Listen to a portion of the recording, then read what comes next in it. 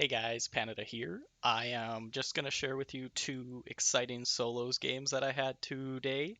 Um, Both were using different decks, so I'll quickly showcase this first one for the first game. Um, I have uploaded games with this deck before. It's just my super control, kind of like high, I don't want to say high pressure, but high tempo deck. Applies lots of pressure, lots of bridge control, has lots of damage, some good spells, and yeah, with APEP works out pretty well. I like it. Well, I'll show you the game right now. Okay, first game here against GRX. This guy was using a Dragon Nest deck, a deck that I've been struggling to go against because if it gets rolling, it is very hard to stop because you get a lot of value for it. For those that don't know, Dragon Nest, for every spell you play, it spawns two flightless dragons. I think if the spell is over 5 mana, it will spawn the two dragons with rage, and it can do that up to 3 times. So potentially a total of 6 dragons, plus it costs 5 mana. So it's basically 6 dragons for 5 mana compared to just playing flightless dragons, which is 3 dragons for 5 mana. So if this thing gets rolling, it is tough to spot. This guy's got a lot of spells in his deck, as you'd want for Dragon Nest.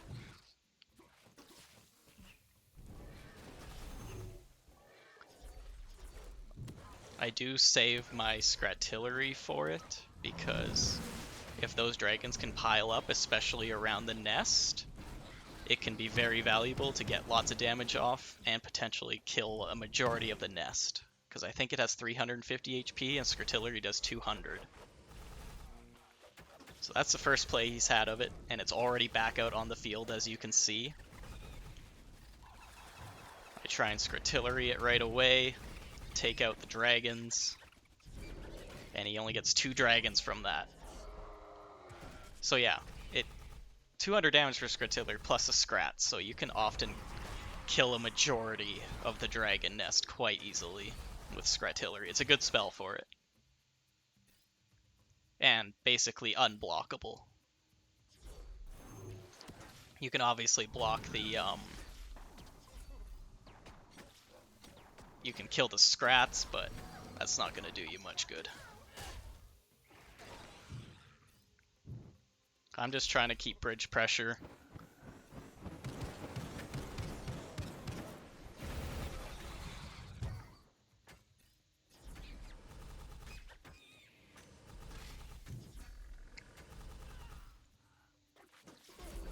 There's the next Dragon Nest. I also have Defenso Chopper, which is very good against it too as a last resort. But as you can see, again, Scratillery instantly shuts it down. I think it's single-handedly the best spell against it. And it's an even trade for mana. Wheel of Doom could work, but obviously that's blockable. Kind of misplay my stint there.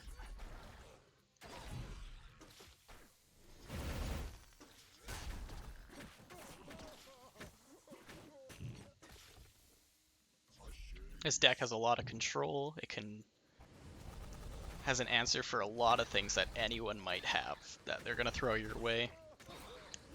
I really like Snake Druid and Musketeer. I don't think they're underrated cards. See, they had 4 dragons there, and I just killed the whole thing with one spell. Basically, I handled it just with Scratillery, made it quite easy. As long as you don't have to use Scratillery on anything else, it works out very well. And once it's down, their decks usually aren't meant to handle much. I was very happy with this game. Ended it in less than 4 minutes. And before this game, I was losing to basically every Dragon Nest deck. But since I added Scratillery, it's made it a lot easier to deal with. Get into the next one. Next game here, I'm just using my newish kind of Valorian deck. It's basically just does a bit of everything. It's light on spells because it only really has Frostfeather Flyby here. but you can get a lot of value for that card if played correctly. And then the rest is pretty straightforward. Blood Imps, Bridge Control, classic combo of Tranquil and the Bounceberry Flingers, Elite Swarmer, Grenadier for AoE, Archers, great anti-air, Legionnaires, Curse Bearer for any big units, and Annihilator for more AoE that does lots of damage. And we'll get right into this game too. Okay, loading in. As you can see, it's the legend himself, Mr. Katt. He is running a future deck. Sometimes your mind is just clouded. Not really sure why he did the devil facepalm emote there, but he might have misclicked it. He's got Frostfeather Flyby as well.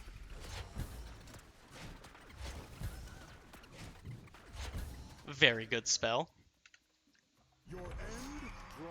Frostfeather is also amazing for shutting down Cage Prowlers if you're struggling against those in decks.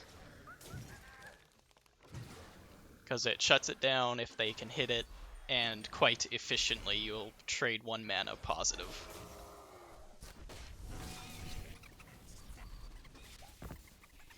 He's got a Cleaver.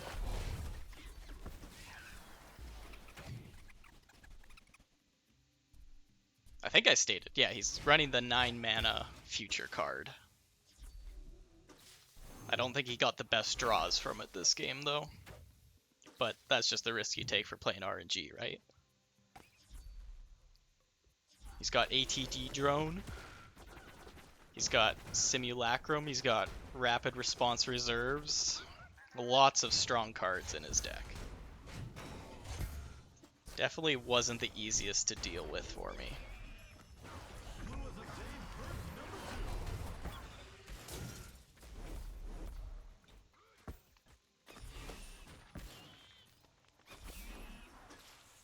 I'm just trying to keep up any pressure I can here. He's got Ion Grenade. Quite tech heavy. With a few other things mixed in there.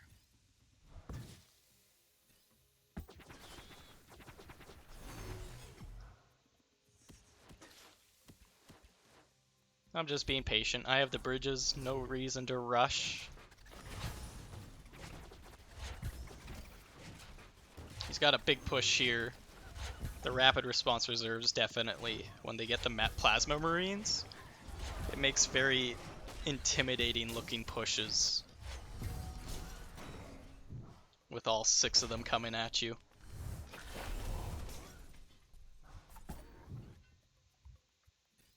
I feel like I had good answers for the Cleaver this game.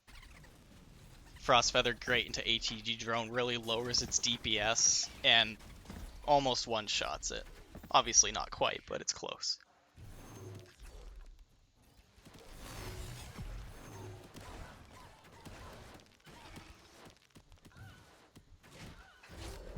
So yeah, I think he got that Skeleton Horde from his future there. So he would have had a 2 mana Skeleton Horde there.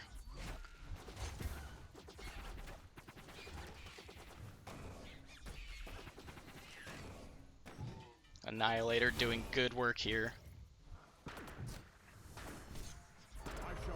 I hit perk 3. For those that don't know, Searing Light will actually double its damage if it's activated, and then you hit perk 3 in mid-activation. So it's very strong, so like if you use it just before you hit perk 3, it's not a big deal, because the damage will go up for the future hits of it.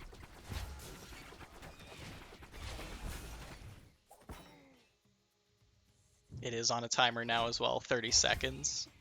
Quite nice.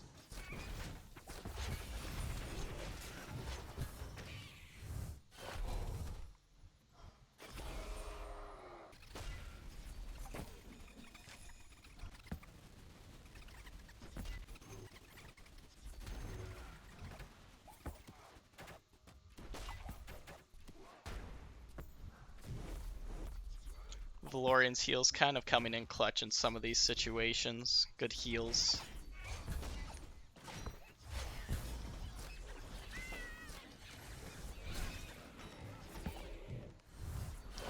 get fortunate here. The monkey does pick up the mushroom for me. Able to take out the ATG drone again. He got Kurnath from his future, or perk 3. I don't know. It's hard to tell for sure. Either way, strong card in my opinion when in the right deck. Obviously, it's not really suiting his deck right now.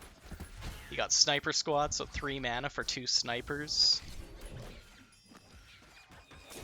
I get lucky with the Searing Light RNG. It does take out both snipers there. I'm just spending all my mana trying to keep up as much pressure as possible here.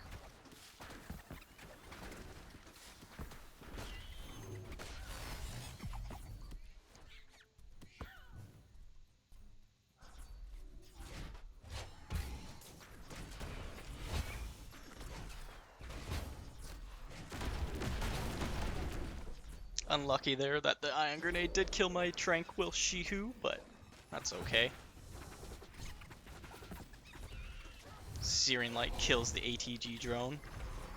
And I hit Mana Frenzy, 40 XP up. I was quite proud of this game. I give him the well played. I think he gives me another face palm. I'm not really quite sure why, but it was a good game nonetheless.